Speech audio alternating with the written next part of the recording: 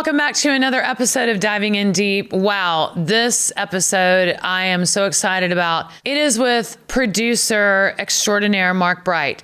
Mark Bright and I have done 3 albums and a Christmas album together with so many songs that you will recognize and a couple of big hits that we have done together. And I learned some stuff about Mark that I didn't realize had been going on in his life. So it's an amazing conversation. He has also produced people like Carrie Underwood, Rascal Flatts, George Strait, Reba McEntire, Randy Travis, Jody Messina, Shakira, and Miley Cyrus, just to name a lot. He's amazing. You're going to love this conversation. Please download it. Please share it. Please like it. And please give us a good review. I love you. We are rolling. Let's go, girl. Mark Bright, producer extraordinaire, songwriter extraordinaire, and your best work that you have ever done is with me. Clearly. Easily. I'm the most fun artist that you've ever produced. For reals, that would be true. Yes. And you are the most fun producer that I've ever worked with. And I say that genuinely because you have always been so supportive of my you've never been one of those producers that kind of thinks that he's, cool and I'm in charge and, the artist doesn't know what they are doing or what they want. You always let me be right there in all of it. You know what? Thank you for that. Number one. And number two, that had a lot to do with the fact that I had no idea what I was doing the entire time over my entire career. Great. You just if you like music and you know some other things about it, yeah, you just go do it and don't try to you just have fun with your friends and make some good music. You don't take it too seriously, even though it is very serious because there's a lot of money involved and, that's your album that's going to be out, but you and I are the same in that. It's just fun. And it's I remember a couple of times where, I would sit, I was in the room sitting with you and Tom Bukovac, when he did the solo on Real Fine Place to Start. Uh-huh.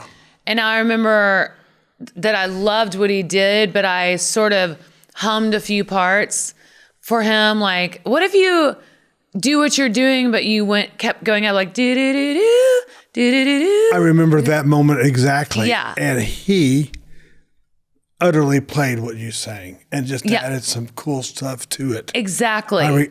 It's funny you mention that because I remember that moment, and Book, as we call him, Uncle Larry to some, always, if you had a great artist in the room, he was always so complimentary to that, right? He just was and if you were a freaking bricko block, he would do his best, but you always got so much out of Tom and those other guys when you had a real artist in there that knew who they were and what they wanted as an artist, not just the producer, but that collaboration of people. By the way, you just look freaking extraordinary. Thank you. Thank you. Gosh. Well, I got kind of fat over COVID and I was so depressed and I gained 30 pounds or 25 pounds and I just recently lost 30. And I did it with that growling diet. You remember me talking about that? I do. Yeah. You don't eat unless your stomach's growling. Right. And then you stop as soon as you're full. And I just decided I am done with this. I'm not having fun with clothes anymore. So anyway, and you look fabulous too. Thank you. It looks like you're definitely having fun with clothes now. I am. You're just magnificent. Thank you. Truly. We haven't seen each other in a while. So yeah, it's I almost didn't recognize you. It's certainly it can't be this kid I'm having an interview with. Well, thank you. Seriously. Thank you. You just look awesome. I just think like eating too much food is bad because it's kind of like if you're in moderation all the time with food, you're fine. Because even things that might not be the most healthy for you, if you just eat a little bit, you're going to be okay. You know what I'm saying? Yeah. And so that's what I try to do is just like very small portions. You know, I mean, it goes along with the career. You have to. Because when you get pictures or videos back and you're like, oh my God, that can be so depressing, you know, and you want to stay competitive with everybody else. So I tried the macaroni and cheese diet. What was that? Just macaroni and cheese. Only. And it was a huge failure. I don't know who put that on TikTok or whatever, but you don't lose weight. Well, I wouldn't think so. I mean, like, what were the rules? You just eat whenever your stomach growls.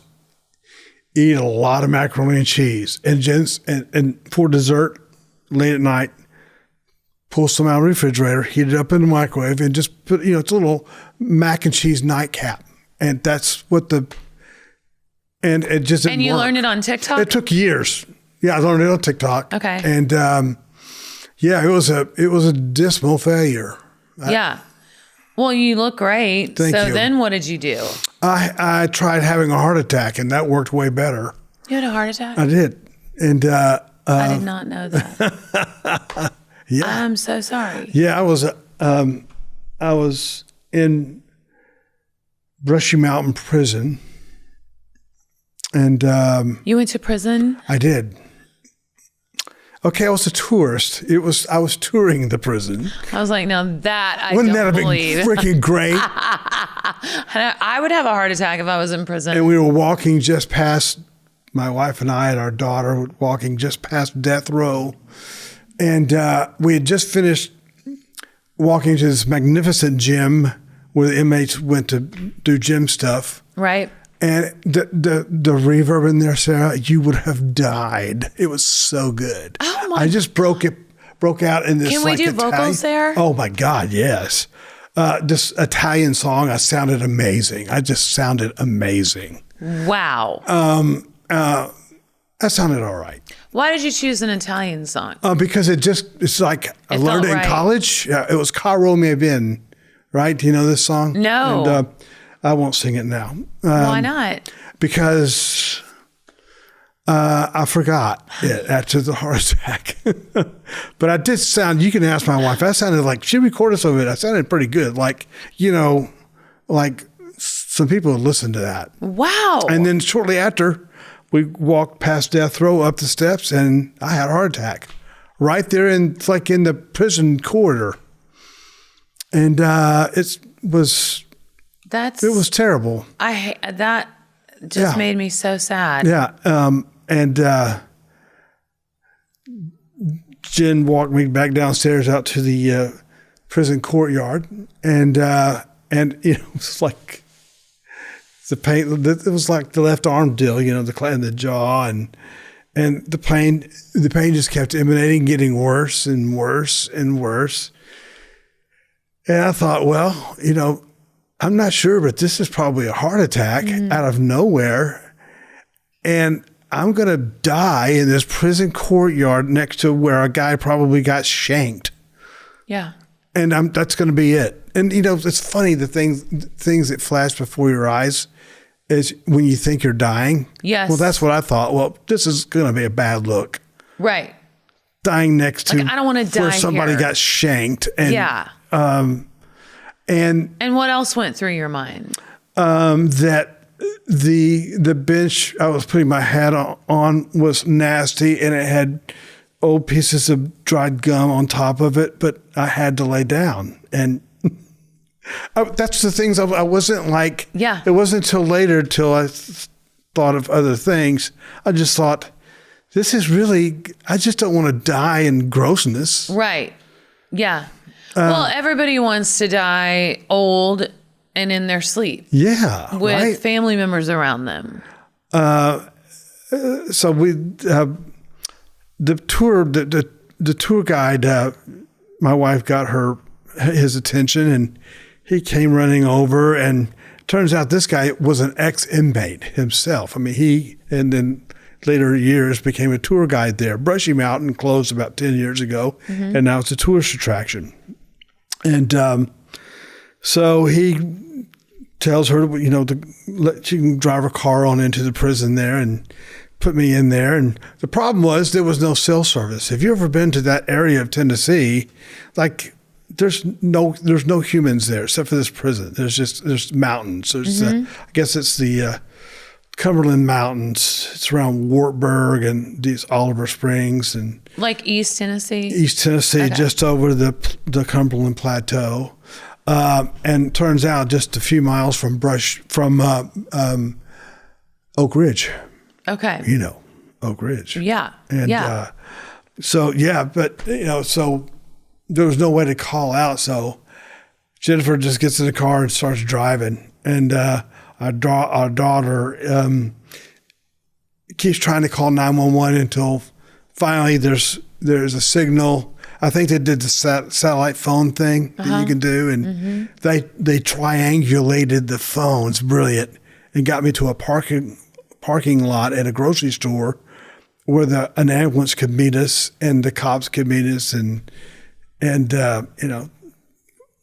ambulance pulls up and they do the thing and say, "Yeah, you're having a heart attack. Yeah, you're full on, buddy." Did you want to scream? I just thought, well, at that point, they quickly got me in the ambulance, and I remember the guy saying to me, "Don't pass out or go to sleep, because if you do, I can't get you back. You're done. So don't pass out. Don't go to sleep." Like, okay, And they were, at that point, I think they'd put morphine or something in me, and it was like it went from a horrible, hideous feeling to like, okay, life's pretty good, know. But I would think that would make you want to sleep, feeling better. It didn't, because I think the adrenaline was, the idea of like, okay, I'm processing that I'm having a heart attack, but I'm not feeling it now since they shot all the drugs up. And that's when I started thinking about, I don't even know where I am. I don't know, I've never been to this area. I've never been to Oak Ridge, and that's where they were taking me. And so we get to Oak Ridge, and you heard of the word when somebody codes? Yes. When you code? Yes. That means you die. I mean, your heart stops. Yes. Yeah. Well, that happened to me twice. Once just when I got to the hospital, and that was the funny part. Oh, it's not funny. No, it's not funny. Ironic. Yeah. I go through the tunnel, and I remember just before going through the tunnel, they were trying to pull my underwear off because they're preparing you for surgery. Yeah. Like, don't give me some dignity. Give me some dignity. Right. And then I passed out. So I'm sure they did. Well, right. Because I know they did. Yeah. Actually, I know it. And you woke up with your underwear off. Yeah. Well, I know it was off. So I go through the tunnel, and I see the light. I mean, and it's kind of funny when you like everyone says. Yeah. Yeah. Which gives me so much hope. And I see it, but I land in this room where there's a bunch of like broken instruments, like cracked cymbals, broken drums, and it's kind of weird stuff. And then it's like I'm rising above that, and then I'm going off again into the tunnel, and I can tell it's like, I could go over here where it's not very bright, or I could go towards the light. It's like, I'm going towards the light. And so I started. And you remember this. I remember this. Go ahead. Absolutely remember this. And as I'm getting into the light, all of a sudden the light becomes completely covered because somebody's face is in it. Well, it was my wife, Jennifer. For real. For real. That's whose face I saw. Not a vision. Well, this is what, I don't know if it was, I'm just telling you what happened. So, meaning she wasn't there. You were seeing No, she wasn't in the room because they wouldn't let her in the room. Okay. And she was smiling at me, this kind of smile she gives me, not when we want to have sex, the other kind of smile. Right, right. Reassuring. Right. And it just made I reacted to that. Because frankly, I thought maybe that face, well, it's going to be Jesus or, right. the pearly gates or some kind of thing. But no, it was Jen's face. And then the next thing I know, they said, well, we almost lost you, Mr. Bright. It's like, what? What do you mean? What are you talking about? He goes, you coded. You were out for a while. You were gone. And I said, wow. And very quickly, they are rolling me into the operating room. And then after the operation, I coded again. I don't remember going through the tube, the light the next time. I just remember the first experience of it. So yeah, that really happened. When did this happen? October of 2020, I believe. So October like 16th. 4 years ago, basically. Yes. Is that right? 2022. Sorry, I'm off. 2021, so 3 years ago. 2021, okay. Yeah. Oh. Yeah. My gosh. It's crazy. Praise God. Yeah. You are okay. It was just, but after all the shock of it and healing in the hospital, I thought, well, I had this real sense of like, well, I feel very strongly that I know where I'm going. Yes. Right? Yes. Yes. Of course. That was good feeling. Yes. And that is it's not just a coincidence that everybody who flatlines or, dies on the table or whatever has that same experience. Everybody. Yeah. But if you've never experienced that, you go, yeah, okay, whatever. Right. But that's what happened. And I believe it because everybody says the same thing. So it obviously is what happens to us as we are dying. Yeah. That we go through a tunnel, we see light, and we're either going there or the Lord brings us back. Yeah. That is a miracle. And I remember actually, I know I believe it because when they rolled me out of surgery or rolled me to surgery after the first coding event, they let Jennifer, my wife, into the hallway briefly to, hopefully not to say the final byes, but I said, baby, I saw the light. Are you listening? I saw the light. I saw it. I did. Yeah. She's like, wow. She was like, I'm just happy you're alive, But it was a very distinct thing, and I remember every bit of it. What did the light look like? Was it? It was warm. Wasn't bright like these lights. It was a warmer. It was just an inviting, comforting, and it looked warm. It looked like, okay, I want to be there. Yeah. Well, that's our Lord. Yes. That's our Lord. That's where we're going. Yeah, and again, it's hard to come to terms with that idea that you read about this kind of thing all the time, and you go, well, that's a nice story that they all tell, our Christian friends. But okay, whatever that is, it's hard to sort of make sense of that, right? Until you go through it yourself, and it's like, yeah, man. And then you have no doubt. None. Of any of those stories, because, and what has always amazed me is that it is the same story. So people aren't making this up. My papa saw that too. He basically died on the table. He saw himself. You know, he saw himself on the table. Same thing. Light, the tunnel, the not wanting to come back. Right. Because he was very ill with kidney failure. And he was only 72. Oh, man. Young. Wow. And, but he told the exact same story. And that he wanted to go. He wanted to go to the light. It was clearly like, I'm going to go there. Yeah. Because when I had our plane crash, Yeah. I'm like you, I only thought of weird things. And my main thought was, I'm about to meet Jesus.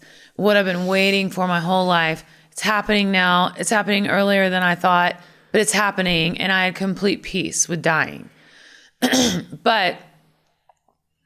And so I wasn't afraid because I knew that I was saved. I know that I have a relationship with the Lord, and I was ready to meet Jesus, even excited as our plane was tumbling to the ground. Yeah.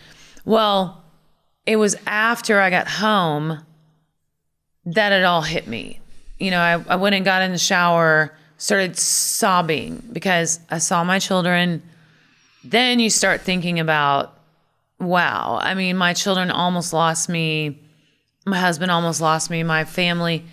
And I sobbed in the shower. I mean, on my hands and knees, sobbing in the shower. And Jay walked in and handed me a robe and was like, you're okay, it's okay now. But I was like, I'm not really sad about the fact that I almost died. I'm just sad after the fact now that, like, what my children would have gone through. Yeah. Yeah. What did you, I mean, like, was it like an open heart surgery or something like that? No, it was, I had 100% blockage in the right ascending artery. So that means that if that artery, which is a main artery, is 100% blocked, there's no oxygen getting to that part of the heart.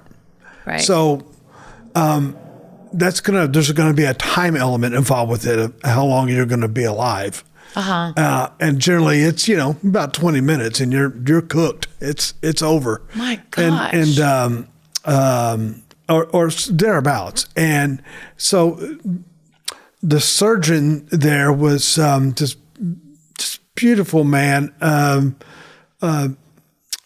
from Scotland, who very, very, very skilled surgeon, a believer. And it was amazing that in the small town of Oak Ridge that this heart surgeon would live there. But, there's a lot of scientists in Oak Ridge and they want to have good doctors around them. They get paid a lot. Right. So, I mean, frankly, that's why this brilliant doctor was installed in this hospital and, brand new cath lab, the whole bit. And he got in there and so they just put a stent in that artery, blows it back out again so the blood can flow through it. And it's working fine now. It's working fine now. But after I noticed that it was a slow heal, like out of breath a lot. And it just seemed to get worse. Well, turns out I also, about a little over a year later, my heart valve was on the edge of quitting. And probably the heart attack had exacerbated that and made it worse. And it was very quickly became a critical point of like, that's got to be replaced, Mark. Right. Yeah. So it's just real similar to the heart attack. If you don't fix it, there'll be no Mark. Yeah. So went and had open heart surgery and year and a half later, and after the heart attack, and that one takes about 6-7 months to heal from. It's a long one. How did you feel going into open heart surgery? Were you scared? I was. I have 7 kids. You know about a lot of kids, but yes, very well. Yes, and beautiful family you have. Thank you. I have a pretty good one myself. You do. You really do. And I text them, and Jen and I were in the hospital at 4:00 in the morning, waiting for the, where they shave everything down, and and they tell you, this is a big surgery. This is a big surgery. Right. So I was getting the idea that it could go wrong. My dad, in fact, died after this surgery, after having his heart valve. And so there was a little extra. So that was on your mind. A little extra drama going on in my soul. How long was that surgery? I don't remember. You could probably look over there and she'd give you a number with her hands. She said 6 hours. 6 hours. Okay. And, but I also was very slow in coming out of it, which was, usually you come out a lot quicker than I came out of it. And that was a hard one to come back from. Yeah. As far as, they cut your bones in half, your sternum, and they split it apart. And yeah, boy, that's a whopper to deal with. What do you have to do now? How do you live to make sure that you're going to be okay? You go through phase. Sarah, I'm being honest with you. You're a dear friend. Yep. But sometimes you do good, sometimes you don't. Right. Of course. And I would say I was maybe a semi-casual drinker. Uh-huh. No more. It's just like, okay, it's like I feel like, and they didn't say you shouldn't drink anymore. It just felt like I'm drinking poison. And so I just very rarely have anything to drink. Mark, I basically quit drinking too. Yeah, and it's like, okay, I don't even miss it. I don't even, it's like... No, because when I drink, I like to sit outside and have cigarettes too. Yeah. I quit all that. Wow, that's great. Yeah. That's great. My voice kind of misses it because I don't know, it like helped my voice. I get it. Even my high range. It loses up the stuff in there. Yeah. It makes everything kind of happy for your vocal cords are like, wait, something's missing. We're having fun in there. Exactly. And it's so fun. It's so fun to sit out and do that. But you can find things to replace it. God, that just reminded me of something. Oh, Sarah. Do you and I, what was the 3 of us one night in Washington, D.C.? I forgot about that. It just reminded me of this. I mean. And we were there, and you were singing at the Bush inaugural, one of the big ones. Right. And I'd gone up as your guest. We saw some shady shit. Had dinner with those big media people at the steakhouse. Yes, there. and that dude, the real powerful guy, of picking up women. Yeah, and it was someone from Atlanta. Naughty. Someone from Atlanta. Yes. Yeah. And Craigdown, were you there? I don't think so. Okay. Well, I was there, but I don't think I was at that dinner. Okay. Holy cow! We were just looking at this, going, "They're doing this." I mean, it's on. Happening. Yeah. Like we witnessed hookers being gotten for people. For powerful people. And us, hillbilly Southern type of people, just going. We were like, we're looking at each other like, this can't be really happening. Yeah. Yeah, it was really happening. It was really happening. We were shocked. I think we needed to like drink and smoke and hug after that because we were like, what the hell? After that dinner, I remember you said to me, let's go drink whiskey and smoke cigarettes. Yeah. Yeah. And I said, okay. Because we needed to have some way to deal with it. That's the part I remember. We were like idiots. Like, can you believe that? Oh my God. Yeah. And that was before, I realized how corrupt our government is. Truly. It's hard to, it's hard. It changes you forever, doesn't it, really? It really does. It was sad. My God, it was just crazy. And I couldn't believe it. And also, the person who was arranging all this stuff, I won't say his name, but he was a professed believer. Absolutely. Very, very publicly professed believer. Prominent Oh, Christian. my goodness. Yep. And I bet people could figure it out. And the fact is that they were doing it in front of us who they didn't know. Yeah. And I guess they thought we were just idiots and we wouldn't get it. I don't know what. I mean, or they just didn't care. Or they didn't care. It was the most awful thing. And that's when I started to realize, like, the government sucks. And, and now, I so badly just want our government to shrink by a billion. I couldn't agree more. Yeah. In that moment, it was, for me at least, it was like, they don't give a crap about us. They care about their own power. This is all about. Right. And they think they're over us. Absolutely right. And it's sickening. It's utterly sickening what we witnessed. And the amount of taxes that we pay for things we shouldn't be paying for. I mean, there's so many things. But, in my opinion, the government is supposed to protect us, guard our borders, and have peace through strength. And, other than that, like, we should just live freely. Right. And as long as you're not hurting somebody else. Right.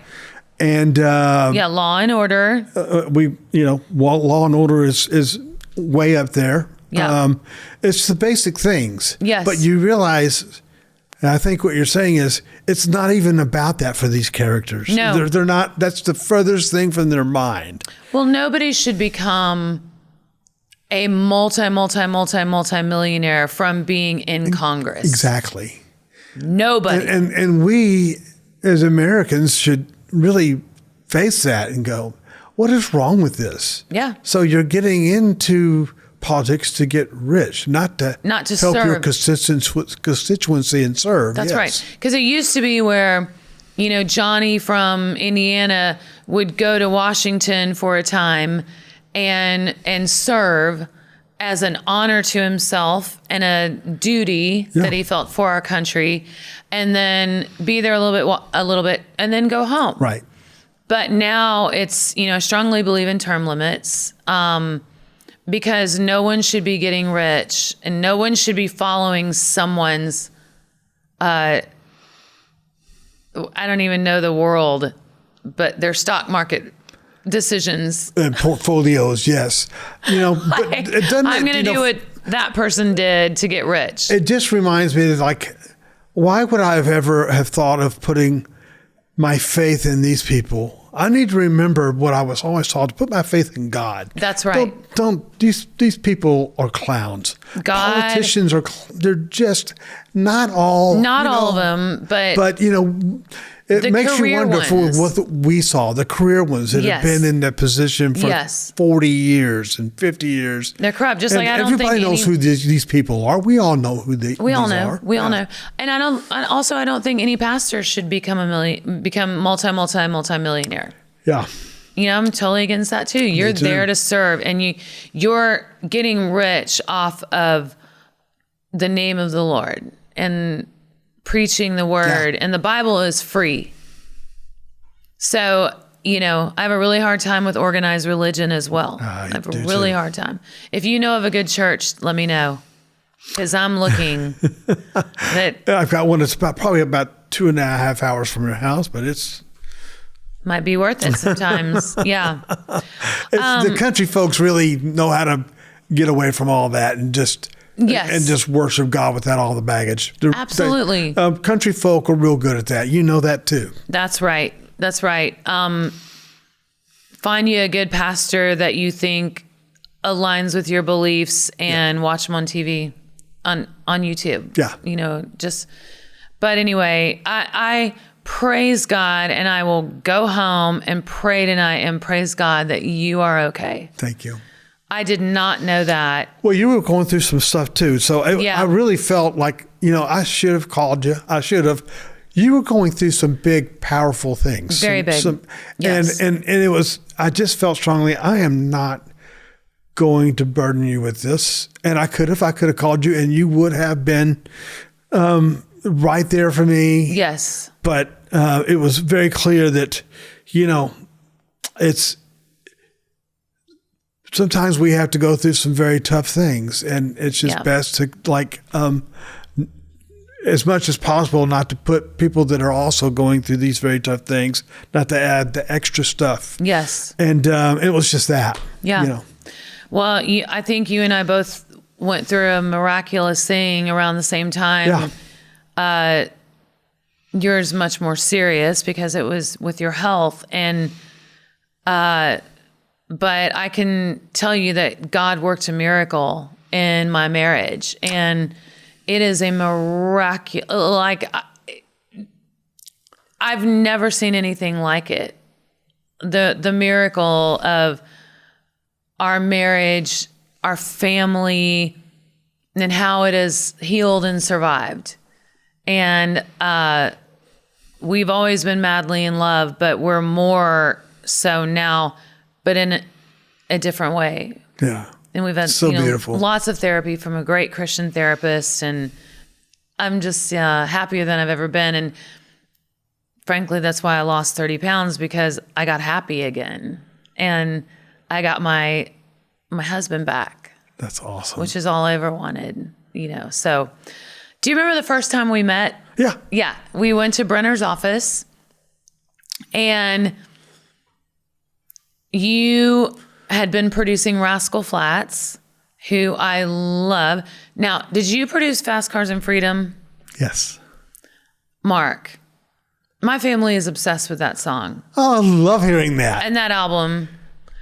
But that's what made my decision, is that I loved all the music that you had been producing. And that's what you do. It's like, if I love what he does, then he's going to do the same thing with me.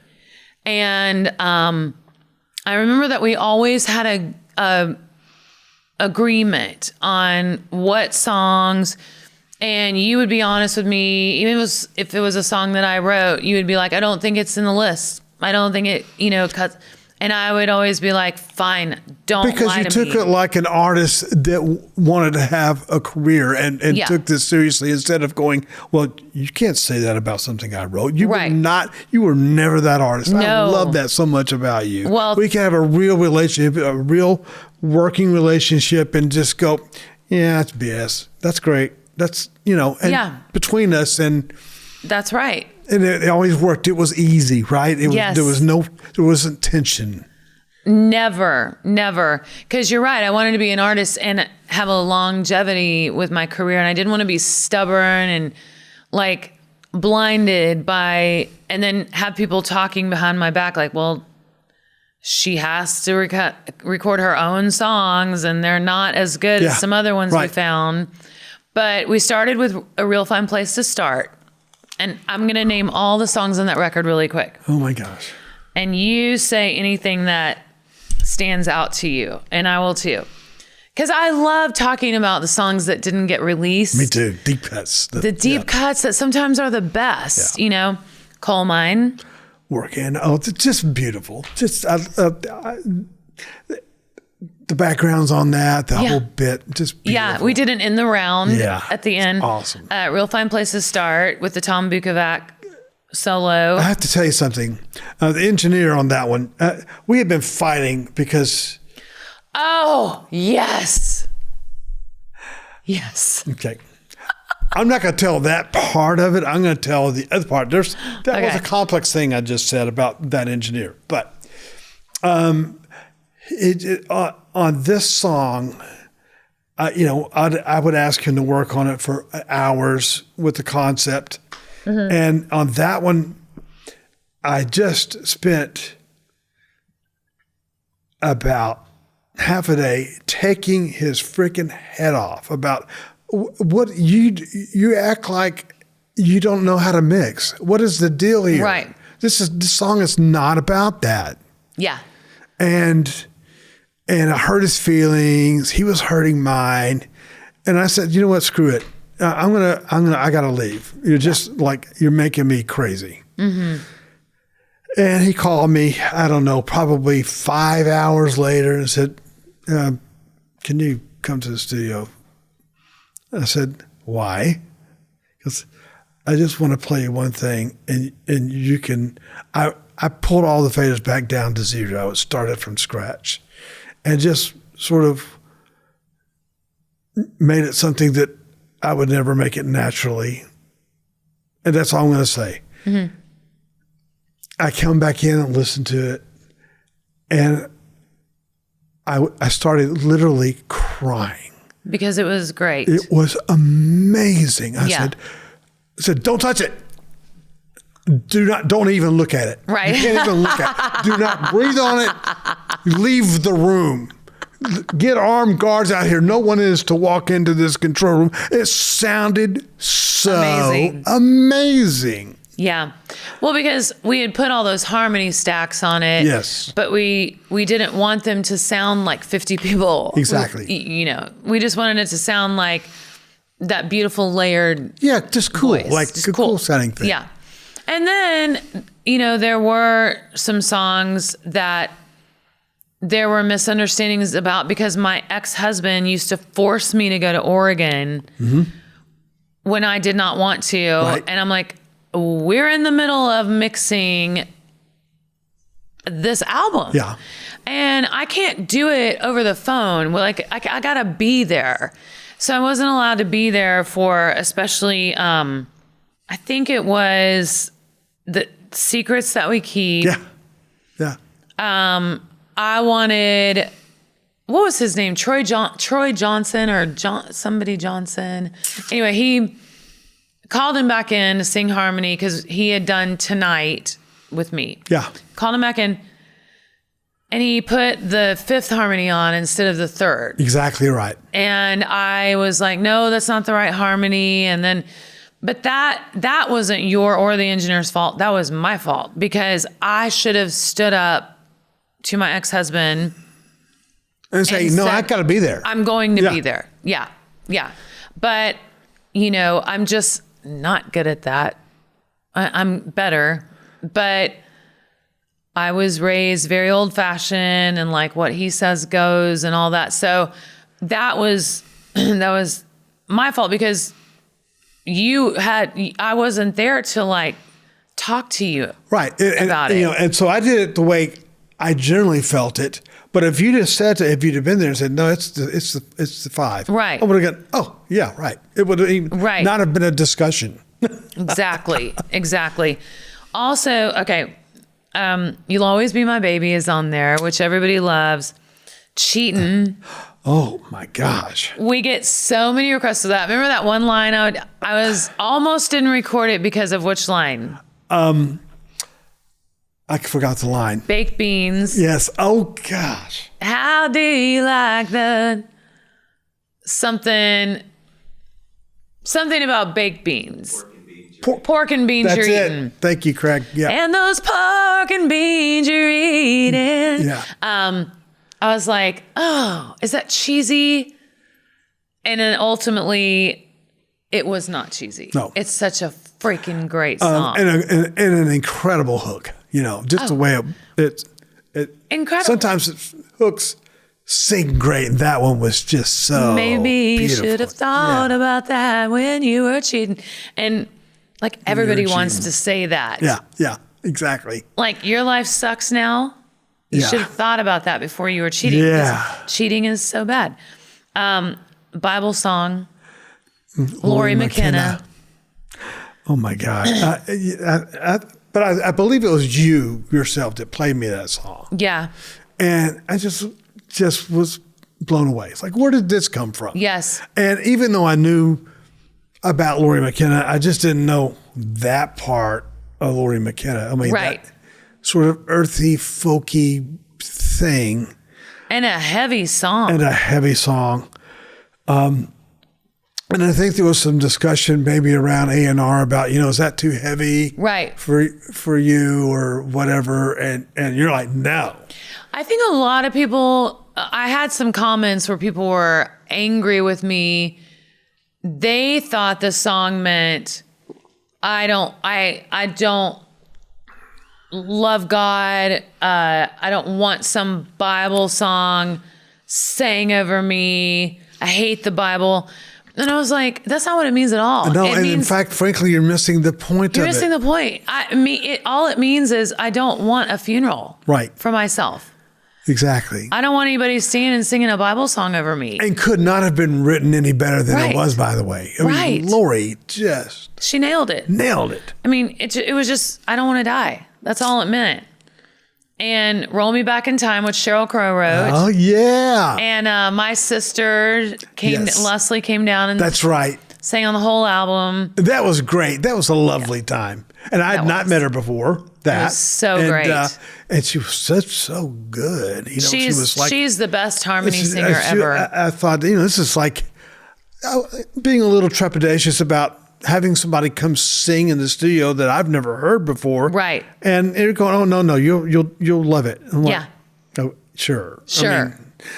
Bring your Sarah. sister. And she comes in and she just kills it. She top to bottom. And she sings it just like me. Yeah. Just the phrasing was that family thing. Yeah. And then my brother Matt sang with me on Real Fine Place. Yes. And then my daddy came in and sang on You'll Always Be My Baby. Yeah. Beautiful. Beautiful. He passed. I'm sorry. Yeah. That was really hard because it was during COVID. Yeah. And we couldn't have a funeral. It was just, it was heartbreaking. I mean, I had to sit on my bed on a Zoom. Oh, Sarah. Yeah. It was terrible. And listen, I don't think as a society, we have truly come to grips with all the things that COVID meant. Mm-hmm. What a horrible time for the world to have to experience. Yeah. And there will be more things, but man, that was extraordinarily awful. It was extremely scary and stressful and worried about what are we going to do for money? What is my band and crew going to do for money? And then I didn't agree with the mandates. I don't like that. I don't like the government telling me what to do either. You should have a choice. Right. And go, I get it. That's good. But yeah. If you want to, do it. If you don't. It's your life. And also the people that want to embrace that and want to do it, good. I love you. That's right. Great. More power. No absolutely judgment to you. Yeah. No judgment whatsoever. Yeah. But there was a ton of judgment. So I want to be able to make that choice myself. Right. Not have somebody else make it for me. That's right. Yeah. I think, in my lifetime, that was one of the darkest times ever that I've gone through as far as on the world stage. Yeah. And then maybe the Cold War when I was growing up and we were always afraid of nuclear war. Yeah. Yeah. New Hometown was a song that I wrote with Matt. Beautiful song. Missing Missouri. Oh, Missing Missouri. And that had a little. Yeah. It was sweet. It's sweet. And it also, I believe, actually was connected to that song as a publisher also, but not only as a producer, because one of my writers, Danny, I can't remember his last name. I can't either. He two guys wrote it. Yeah, and it was, especially for someone like you being from Missouri. Yes. That's great. It has to be accurate, and you really felt like, oh no, they hit it. They hit it. Yeah, I just changed a few lines about tobacco fields and stuff like that, but because I grew up on a tobacco farm. Mama's Night Out that I wrote with Marcus awesome. Hummon. Yeah. And Marcus, come on. Oh gosh, yes. And then remember we had those backup singers that came in. Yes. And on Mama's Night Out. Oh, yeah. And then that just took the song from here to here. Yeah, it was awesome. These Four Walls. Man, this album, I forget that, that was really a special group of songs. These Four Walls I wrote, co-wrote with my brother Matt and Troy Burgess. About I'm not rich, I'm not famous, but in these four walls I'm the queen. Yeah, because my family loves me, and that's all that matters. Great. Okay, and then Just Slow Me Down. Remember we went to the pitch meeting, and we had not heard anything that day. We were just like getting so frustrated, and Slow Me Down verse started playing. The verse was amazing, and I remember. Like we were either like holding hands or looking at each other going, please let it pay off in the chorus. And it did. It's like, yes. Yes. If all that's left to do is walk away, then baby, I'm as gone as yesterday. If there's something you still need to say, you need to say it now. Hurry up and slow me down. And I have chills just saying that. Slow me down. Great song. Great song. And that was a good hit. And people, I think it's hard for people that don't do kind of what we do on that end of it, going around looking for songs. Yes. How bewildering it can be, because a lot of times those people that are all great, that are pitching the song, they may have a whole different idea of what they gather from the information given to them about what we're looking for. Yeah. And it could be 2 hours of just, nope. Yeah. No. Yeah. No. Right. No. Even after one line. Yeah. And then to have that one thing come popping through. Yeah. It's like victory. Yeah. And you're like, you are good at your job. Yeah. Because you took the time. I think a lot of them don't take the time. I think you're right. Yeah. Because I'm like, I've always recorded sophisticated music, I feel like. Yeah. So why not bring your best, most sophisticated songs that aren't cheesy? I don't record cheesy songs. And if they ever verge on cheesy, it's like done. It's out of there. Yeah. It's like, or I might do Suds in the Bucket, which is funny. And brilliant. But that's a one and done. That's a one and done, like Cheatin'. Yeah. It had some funny lines in it, but I'm not going to. Really well written song. Yes. That's all we're looking for. And, and I think we're getting back to that now. It's like. Good. I really do. I think there are pockets of creativity in this town and other towns that are going, no, let's get back to creating and crafting a great song. Right. And I really feel like I'm excited about that because I'm seeing it. I'm starting to see this. Avery has an EP that's coming out. Awesome. And it's 3 songs that he wrote, and not being his mom, but I just think they're incredible. I remember you telling me back so many years ago, Avery's starting to play a little guitar. He's amazing. Like he's getting kind of good at it. And he'd call me, and at times like he's like really getting good at it. Yeah. And like scary good. Yes. And I love to see a little bit of that progression along the way. Yeah. That's great to hear. It is. But he's the same way about lyrics. He won't give up until the lyric is sophisticated. Yeah. And very good. But Not Over You. Gavin Degraw came in and sang, and I was out of town. You were out of town. I was on the road. And so tell that story, because Gavin's the best, and he knows that he's funny. But it just, Gavin is just one of those people that's 1,000% full of creativity. Yes.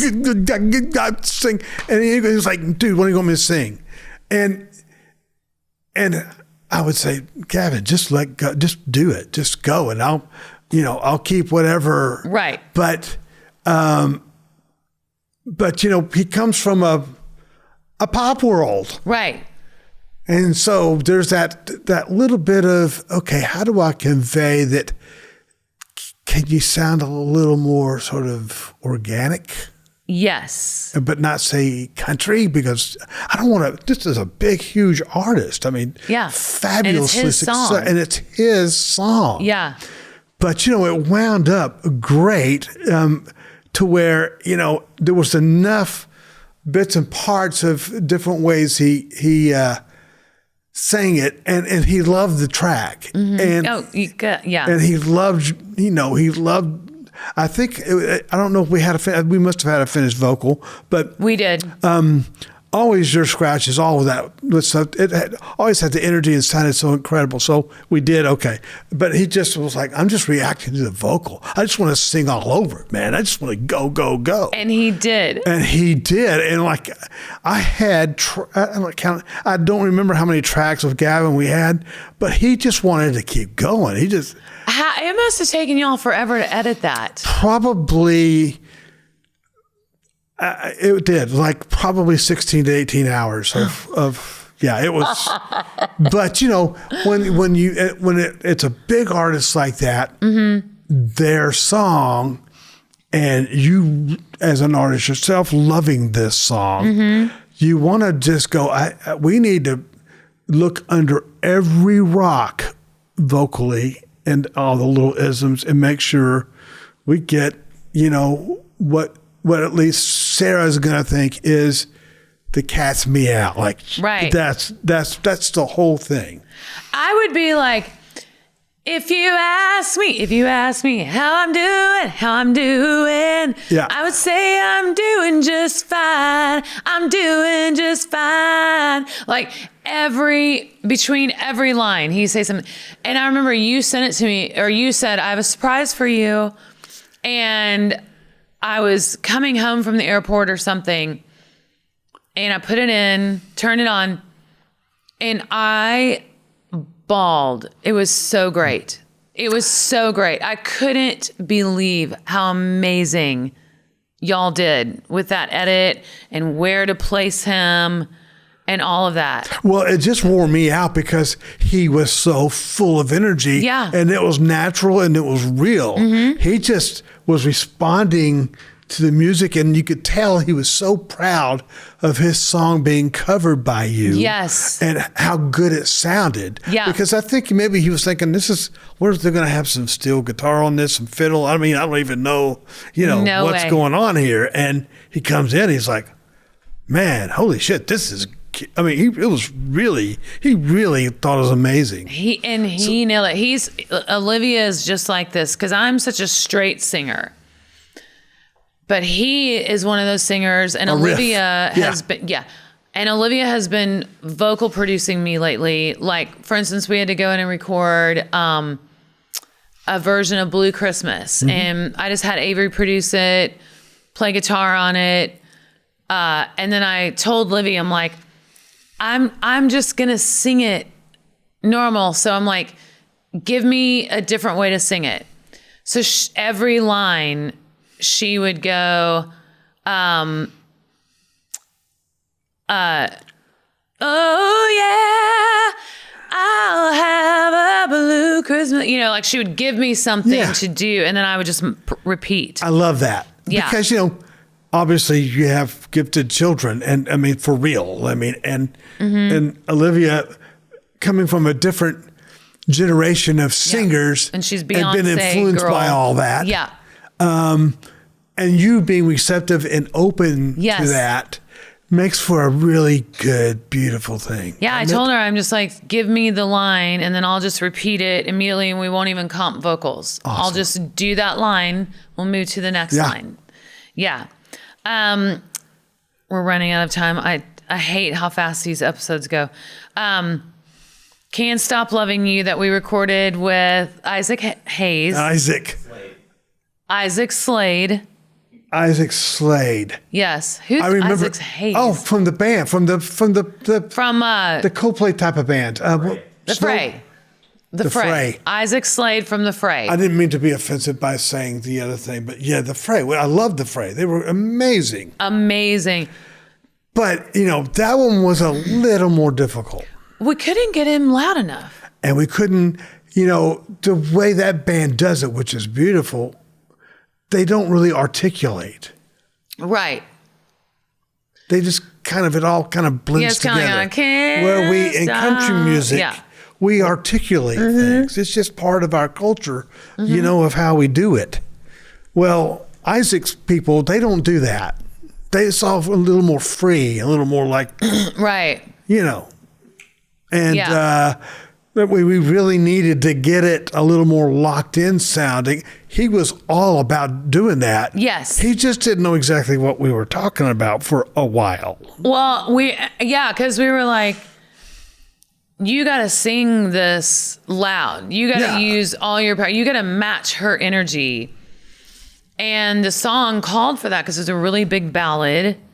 And we finally got it there, but I just remember I kept texting you and saying, I think we need his vocal up. I think we need his vocal up because it just wasn't loud. Yeah. And, and I think, again, stylistically, that's not what he does. He's one of these that sings softly and right on the microphone. Right on the mic. And his notes are perfect. And there's not, it's not about projection. It's about this other thing. Emotion. Yes, emotion. And it was beautiful in itself. Yeah. But again, as you say, we needed it to match your energy that was already there on that track. Right. Yeah. And now it wound up being a wonderful thing. And there wasn't any tension. It was just sort of like two different languages coming together and trying to find the commonality of it. And we did it. Absolutely love him. I love the Fray, every single song they've ever done. Me too. So I still feel like that was a that great era choice. music was just... It was incredible. Incredible. Yeah. Okay.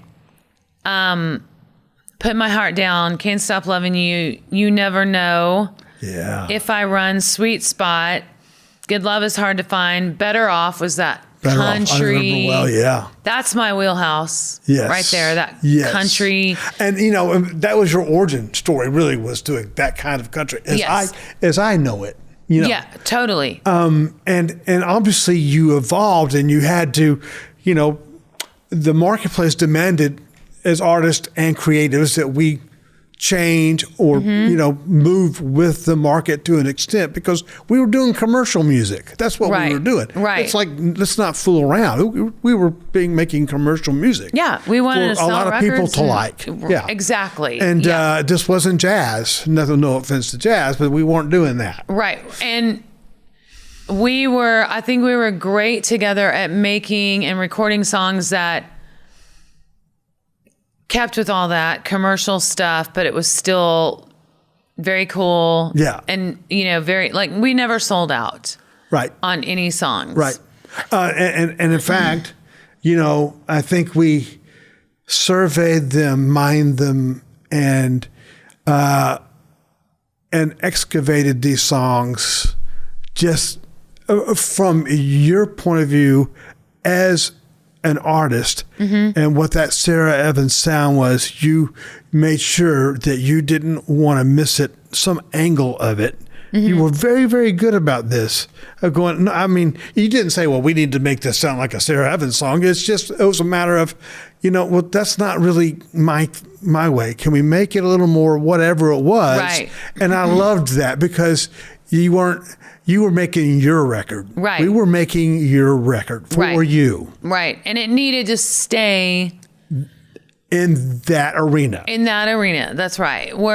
Because the fans wouldn't understand it. Now, if I said I'm going to, like I did a covers record, if I say I'm going to do something different and off of my normal way, they understand that. Right. But if I'm just saying, here comes another normal Sara Evans record, it's got to be a certain thing. Yeah, it does. And the fan base expects that, and they should. So, besides A Real Fine Place to Start, this is my next favorite album that we did together, which is Words. Oh yeah. Long Way Down, Marquee Sign, Diving in Deep. Yeah. All the Love You Left Me. Love that song.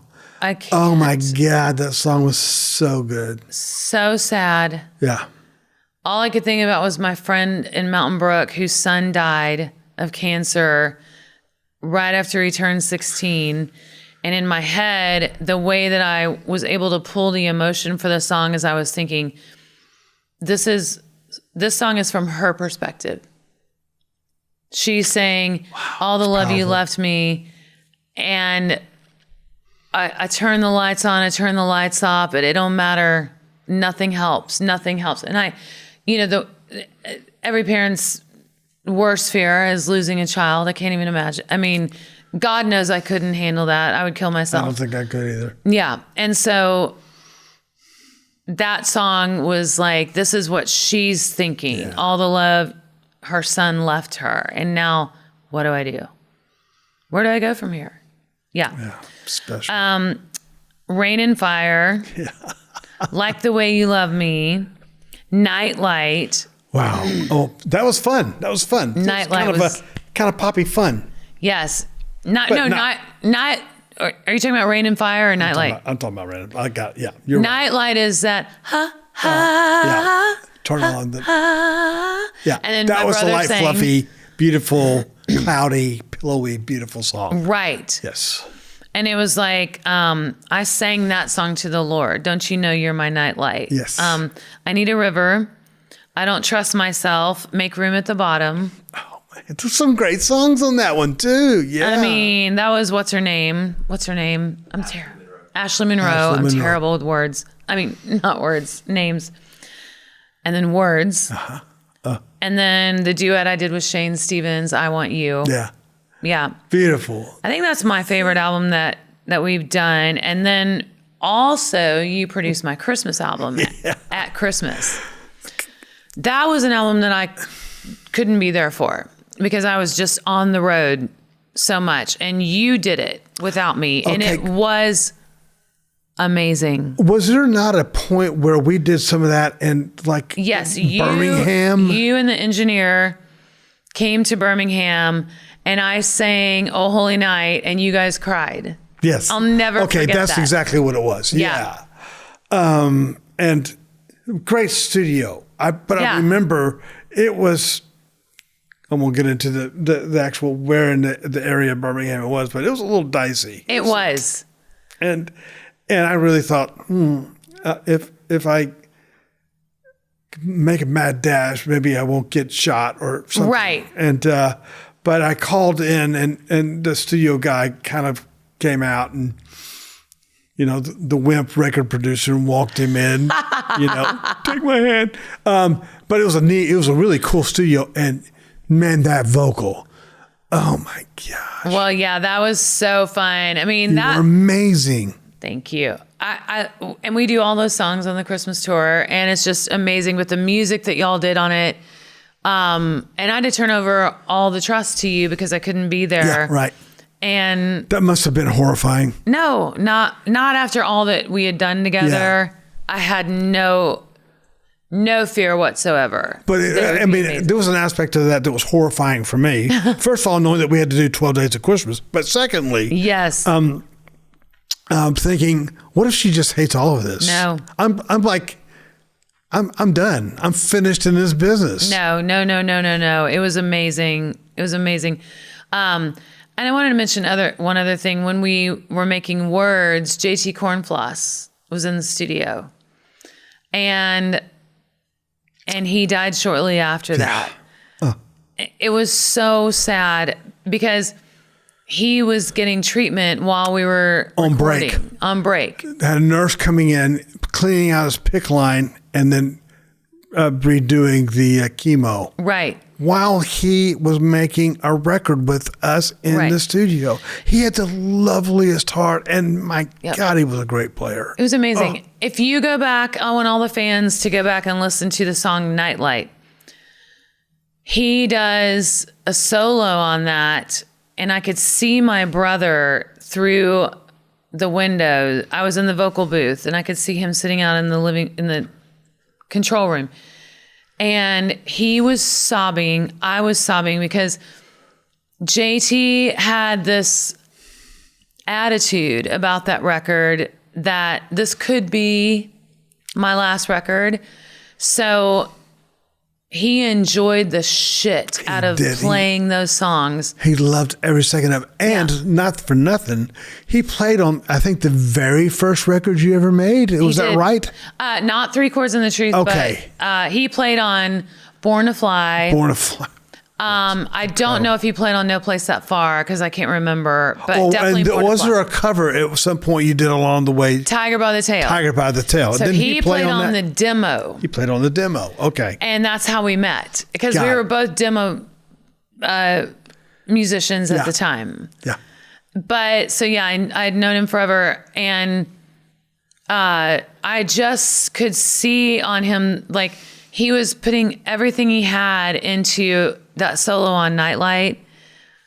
And I don't think it was a couple months later. Literally. And he was gone. I think that was exactly right. Just a couple of months. Yeah. And certainly, we could all tell he looked frail. He did. But his musicality on those dates for you, it was absolutely seamless and beautiful. And like he sounded like as young as he did 20 years before that. Totally. He was amazing. Yeah. The Holy Spirit came over him. Yeah. That. Yeah. And we got some great pictures, some great shots. I think, we can both, carry that with us. And, and we were both at his funeral, as I recall. Yeah, we both went to his funeral. Yeah. So do you own a publishing company? I do. And do you have a lot of writers? Not a lot. We have, and both of our artists are writer artists. I mean, both of our writers are writer artists. Okay. And the first guy I'll mention briefly, his name is Moose Miller. Okay. He's from Southeast Ohio, and just a beautiful, beautiful songwriter, singer. My wife found him, and Jennifer did. And, I feel like I don't like anything anymore, but she played that, and it just like, what in the world is that? So that's been fun, and it's right sort of down my alley of, it has mandolins. You'd love this. Love it. I would love that. And great guitar players, but these are songs. These are about the songs. Yes. And don't you, I'm just saying that's so refreshing again. Yes. This is about the songwriting, but it's also about the musicianship. This is not a personality first. This is probably music first type of thing. I love that. I want to hear some of his songs. Yeah, I will make sure you hear it. Yeah. And we're so proud. We just finished another round of recording, got a first single coming out here in February. And of course, the name of the song is River Run, and it's just it's a shocking tale, a true tale, really based on a true story. And so that's Moose, and we just love him. And then we got another artist named Sierra Black, born and bred in Las Vegas. There's so much of you in her. Really? She loves you. She's just like a little firecracker, big personality, but got that voice to back that up. Right. And she's just fun. Jennifer spends a lot of time going back and forth with her, and she just will do anything musically to make it go. And she's so tuned into it. So it's fun. That is awesome. And thank you for asking about that. Of course. I appreciate that very much. Of course. And I love both of their names, but especially Moose. Moose. What a great name. And literally, because he's so tall, he got named that as a kid. That was his nickname. Yeah. And so, it stuck. It stuck. And so it's very appropriate. And it's also, getting back to Sarah, just very quickly, she's got a song coming out. I know that you're going to like it. It's called Dads and Their Guitars. And it's about her daddy playing her country songs as a kid. Oh. And her being inspired by that. Yes. So I just wanted to tell you about that. And it's really, really a sweet thing. She's so gentle and just like you. That's what I love about her is that I have never worked with another artist that gave me so much of their heart and their personality. Mm-hmm. It makes me feel emotional to this day, Sarah, that you could just call, or I could just call you and say, what's happening? Right. Yeah. No, we've always been that way. And that's why I love working with you, because you're so kind, but you're like a hard ass in the studio, not towards me, but you get it done. And we make those amazing records, you're an amazing producer. Thank you so much. You truly means are. You so truly much are. to me. Can I just tell you one more thing? One more quick little story. Of course. We were working on this record, and we were in an engineer's house.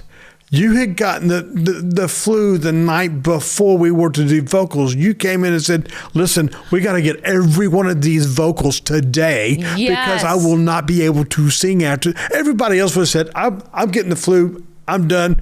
We're going to put this off for another month. You were like, nope. I know how long my voice can last when I'm about to get sick. We're going to get in there and we're going to do every single vocal. And you were in there. You had fever. You were puking. You were, between takes, you'd have to go lay on the couch for a minute. We had to pour water and salt on you. Right. We didn't do that part. But for whatever reason. You were an animal. Girl, you were an animal. You just punched through that. That was so inspiring. Well, for whatever reason, I had my tone. Yeah. So I knew that if I went home and slept, I would wake up with no voice. It would be gone. So yes, we did every song. The whole album. I mean, who does that? Well, people with a budget don't do that, but we did. And like, okay, I don't know how many hours a night. You actually had your bus in the vicinity. Yes. Had it brought to the vicinity. It's parked at the Kroger. Yeah, and so you could just, drive 2 blocks and go to sleep and be sick. Totally. I just knew that if I can get all these songs, because my tone was great. I was singing great. You did sound great. But you know how that is when you sleep and you lose your tone. Mm-hmm. And I knew it's all over after tonight. Yeah. It's all over after tonight. So especially Ben Fowler. The engineer. He was probably like pushing the buttons. When are we going to be done? Yeah, because I would be like, one more. Yeah, just one more. One more. Because I got that tone. I know. Just give me one more. But he was a real trooper. But that was a big moment in the sense that very, very few artists would be willing to make that sacrifice to go, okay, I know I'm going to be pathetically ill for the next 2 weeks. Yes. But I've got that tone. I feel like crap. I'm puking. But I'm singing and I'm going to pull this off, and I'm going to sing as long as I humanly possibly can. I think we might have gone till 1 a.m. I think it was. It was very early. It was ridiculous. Yeah.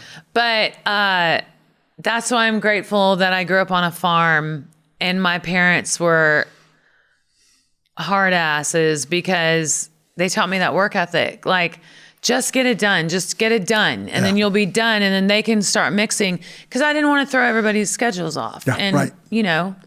And it would have put us back. No question. Yeah. I just didn't think you were going to actually, you said, okay, we're going to do this. Okay. Let me tell you, the next morning when I woke up, I had no voice. I had no voice. That's great. I love it. That's just a great story to remember though, right? We have a lot of them. A lot of them. People are going to be so curious about that Washington, D.C. story. Because, we'll never tell the names. We'll never tell the names. But it really happened, and we watched it. We saw it. Yeah. We saw it. Yep. Have you ever watched the TV show Veep? Yes. Yeah. Yeah. I'm always like, that's what it is. She doesn't do shit. Right. She doesn't do shit. She's just a politician. Totally. That's it. Yeah. And they're just... It's totally that. Doing nothing. I will give one other piece of it away. It was at the Palm in Washington, D.C. That's right. That's right. Enough said. Enough said, because people who know probably know what we're talking about. Yeah. Mark, thank you so much for being on the podcast. I love you. And thank you for allowing me to play that little role in your life of getting to make music with you. It means the world to me. Oh, dude, we're not done making music together. I hope. I hope not either. I mean, I hope you're still producing. I am. Okay, well. My wife's got me working my butt off. Good. Because we are not done making music together. Awesome. Yeah. I can't wait. I absolutely love working with you. And likewise. Yeah. Thank you so much. Thank you.